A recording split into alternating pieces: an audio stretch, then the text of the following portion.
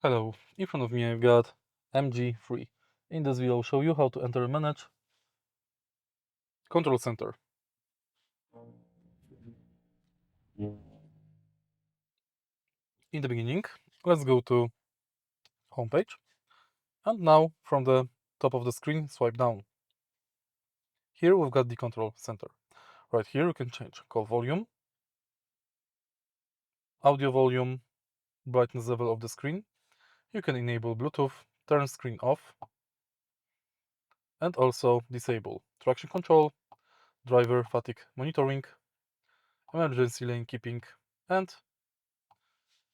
intelligent sign assistant. And that's basically it. If you find this video helpful, please leave like, comment, and subscribe.